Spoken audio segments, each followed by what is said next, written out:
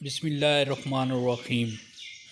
ذلت و ناکامیوں سے اور لوگوں کی اور افسران کی ناراضگی سے کی سختی سے بچنے کا پاورفل وظیفہ، مجرب اور آزمودہ وظیفہ۔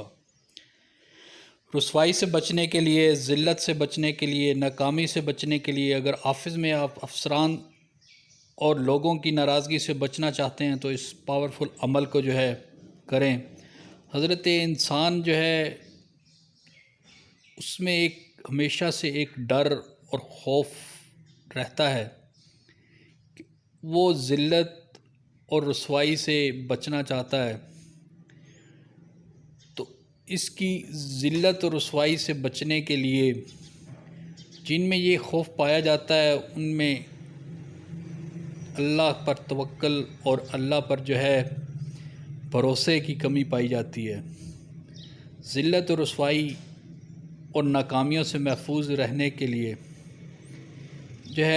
ایسا مجرب اور کامیاب عمل لایا ہوں جس کے کرنے سے لوگ آپ کی عزت کریں گے، آپ کی بے تحاشا لوگ اس دنیا میں بھی آپ کی عزت کریں گے، اور اور آپ کی وہ بات کو اہمیت دیں گے۔ آپ کو ذلت اور رسوائی کا سامنا اور ناکامیوں کا سامنا نہیں کرنا پڑے گا۔ آپ کو آفس میں افسران یا ان لوگوں کی ناراضگی یا ان کی سختی وہ برداشت نہیں کرنی پڑے گی۔ انشاءاللہ وہ آپ کے ساتھ عزت کے ساتھ پیش آئیں گے، اور اللہ تعالیٰ اس عمل کی برکت سے آپ کو کسی کا محتاج نہیں بنائے گا۔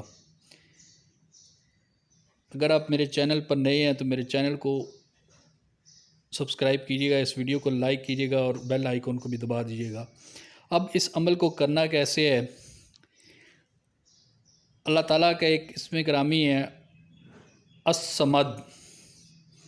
اس کو آپ نے 1000 بار عشاء کی نماز کے بعد پڑھنا ہے، اور اللہ تعالیٰ سے دعا کرنی ہے، گڑ گڑا کر کوئی بھی وظیفہ کریں تو اس کے لیے چند چیزیں میں بتا دیتا ہوں، وہ آپ ضرور کر لیا کریں۔ کوئی بھی عمل، کوئی بھی وظیفہ یقین کامل کے ساتھ کیا کریں، اور اللہ تعالیٰ پر پورے توکل اور پورے یقین کے ساتھ کیا کریں۔ اور نماز کی پابندی وہ بہت ضروری ہے کسی بھی وظیفے کی کامیابی کے لیے۔ اور جھوٹ سے اور رزق حلال، یہ دونوں چیزیں یہ جو آپ کی دعائیں قبول نہیں ہوتی، یہ رزق حلال اگر آپ لقمہ نہیں لیتے ہیں تو آپ کی دعائیں وہ قبول نہیں ہو۔ کثرت کے ساتھ درود شریف پڑھا کریں اور صدقہ کیا کریں۔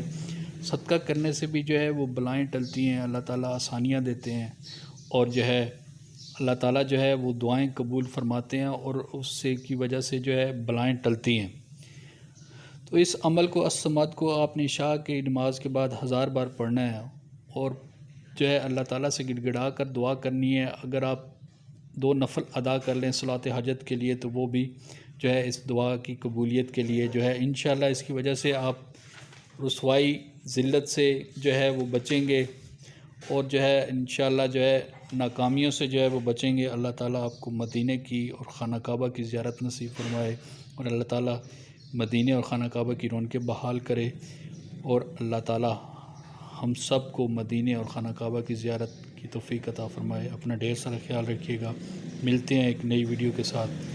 اللہ حافظ۔